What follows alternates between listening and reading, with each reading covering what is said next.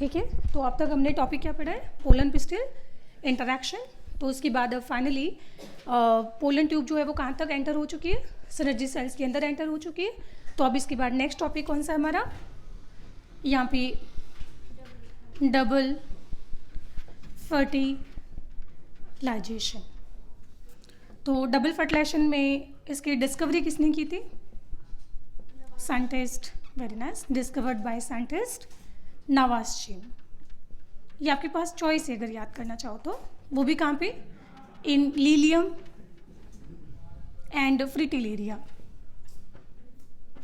Lilium and फ्रिटिलेरिया में discover किया था। और डबल फर्टिलाइजेशन सिर्फ और सिर्फ आपको कहाँ देखने को मिलेगा, पूरे एंटायर प्लांट किंगडम में, only in angiosperm, only in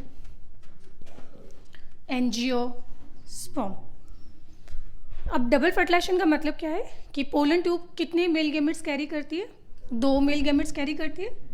एक मेल गैमेट्स ये हो गया, एक मेल गैमेट्स ये हो गया। तो आप लोग जानते हो कि एक मेल गैमेट जो है वो तो कहाँ पे फर्टिलाइज होगा।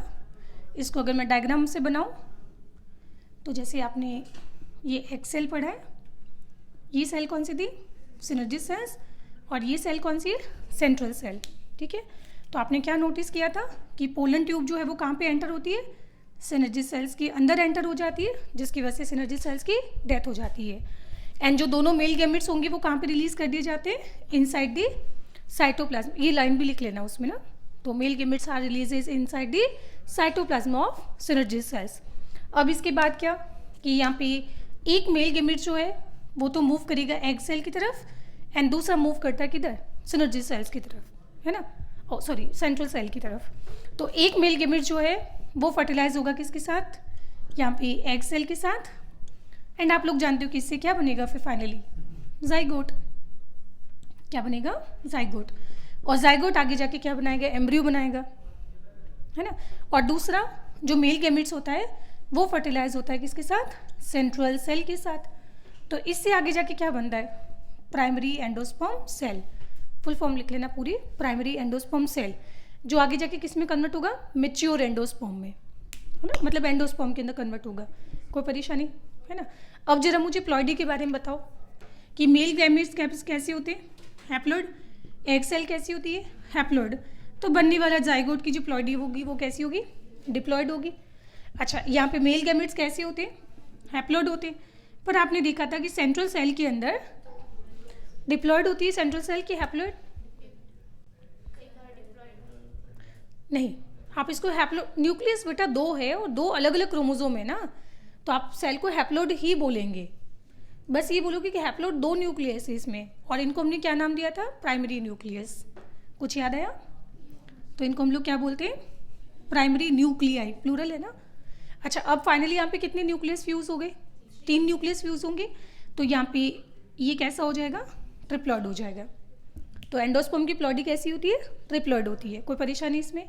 और बाय द वे इसमें फ्यूजन कुछ ऐसे होता है कि पहले ये प्राइमरी न्यूक्लियस दोनों फ्यूज हो जाते हैं, और इनके फ्यूजन से एक पहले बनता है डिप्लॉइड न्यूक्लियस, और इस डिप्लॉइड न्यूक्लियस को हम बोलते हैं सेकेंडरी न्यूक्लियस।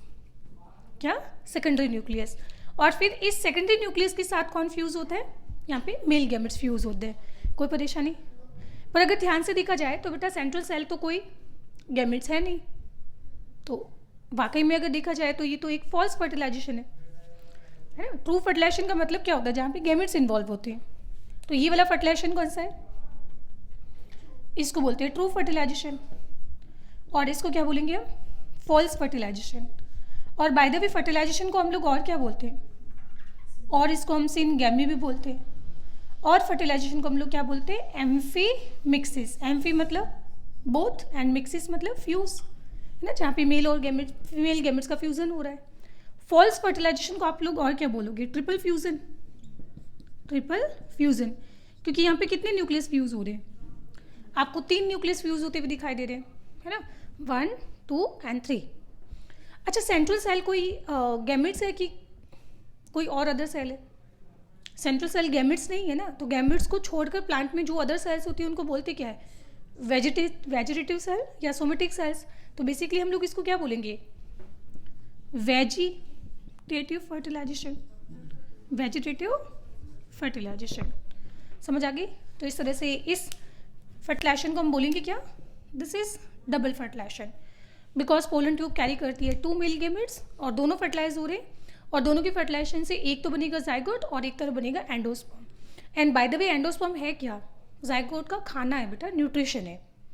आगे जाके जाइगोट एम्ब्रियो में कन्वर्ट होगा, तो एम्ब्रियो से है ना बनाने के लिए उसको क्या चाहिए होगा? नरिशमेंट चाहिए होगा। तो नरिशमेंट, उसका फूड क्या है? बेसिकली एंडोस्पर्म होता है। ठीक है, अगर मैं आपसे बोलूँ कि मान लो कि एंजियोस्पर्म में डबल फर्टिलाइजेशन अगर नहीं हो तो क्या होगा? तो या तो फर्टिलाइजेशन ये नहीं होगा या फिर ये नहीं होगा, है ना। अच्छा, ये नहीं हुआ तो जाइगोट ही नहीं बनेगा, फिर खाने का करोगे क्या? अच्छा, मान लो कि ये फर्टिलाइज हो गया, ये नहीं हुआ है, तो जाइगोट तो बन गया, पर जाइगोट अब बच्चे को खाना नहीं खिलाओगे तो क्या होगा? बच्चा मारा जाएगा। ठीक है, तो डबल फर्टिलाइजेशन एंजियोस्पर्म में कंपलसरी होता है। जिम्नोस्पर्म में क्यों नहीं? जिम्नोस्पर्म में हम सिंगल एक ही बार फर्टिलाइजेशन करते हैं, क्योंकि उसमें एंडोस्पर्म पहले से बना बनाया होता है। जिम्नोस्पर्म में एंडोस्पर्म पहले से बना बनाया होता है। याद आ रहा है कुछ? प्लांट किंगडम में ऐसा पढ़ते हैं। कोई परेशानी? तो बस ये हो गया। और ट्रिपल फ्यूजन का रिजल्ट क्या होता है? एंडोस्पर्म। ट्रिपल फ्यूजन का रिजल्ट क्या होगा? एंडोस्पर्म। तो इसके साथ ही हमारा टॉपिक कंप्लीट हो गया। कौन सा? नहीं, डबल फर्टिलाइजेशन। मैं चलो ये पॉइंट यही लिख देती हूँ कि male gametes are released inside the cytoplasm of synergid cell, and due to this यहाँ पे क्या होती है? synergid cells degenerates। कोई परेशानी इसमें? तो डबल फर्टिलाइजेशन कंप्लीट हो गया। अब फर्टिलाइजेशन के बाद बना क्या? देखो, इधर बना है जाइगोट, इधर बना है प्राइमरी एंडोस्पर्म सेल। तो हमारा नेक्स्ट टॉपिक क्या है कि जाइगोट से बनाना है हमें एम्ब्रियो, और प्राइमरी एंडोस्पर्म सेल से हमें बनाना है मैच्योर एंडोस्पर्म या एंडोस्पर्म बनाना है। ठीक है, अच्छा, दोनों में से डिवीजन पहले किस में शुरू होगा? थोड़ा सा कॉमन सेंस यूज करो। डिवीजन पहले किस में शुरू होना चाहिए? कॉमन सेंस की बात है। पहले डिवीजन, जैसे मान लो 2 आदमी है, दोनों में से भागना पहले कौन शुरू करता है? कौन? एंडोस्पर्म, जो इंश्योर करेगा कि आगे जाके फ्यूचर में उसको एम्ब्रियो को खाना मिलेगा। मान लो सपोज करो जाइगोट में डिवीजन शुरू हुआ और ये एंडोस्पर्म बना ही नहीं है, तो ये तो फिर आगे खाना ही नहीं मिलेगा उसको। तो हम लोग बोलेंगे कि एंडोस्पर्म में डिवीजन हमेशा जाइगोट में डिवीजन से पहले शुरू हो जाता है, जो आगे जाके फ्यूचर में इंश्योर करता है कि हाँ भैया ठीक है, एम्ब्रियो को फूड अवेलेबल होगा। कोई परेशानी इसमें? ठीक है, तो नेक्स्ट हमारा टॉपिक, पहले मैं आपको पढ़ाऊंगी एंडोस्पर्म फॉर्मेशन, देन हम पढ़ेंगे यहाँ पे एम्ब्रियो जेनेसिस के बारे में। ठीक, लिखो।